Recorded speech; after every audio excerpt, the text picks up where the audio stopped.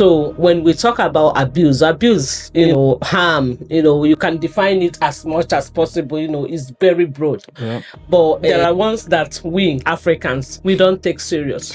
When we talk about the emotional aspect of it, shouting, so shouting, yeah, there is something, when a child does something, you have the right to raise your voice, to say something, to make a point, and to make that child to understand that the child is crossing a line. But there is something, shouting is different. Are you doing it to instigate fear into that child? Or maybe you have stress. This country, we know how stressful it is. Maybe something happened in my work. I don't know how to, deal with it. Then I'm coming back. I'm transferring it, to an innocent child that doesn't know what happened to you. Yeah. When it comes to shouting, there is a shout that that will make that child to be withdrawn. You understand? So you need to start watching that sign.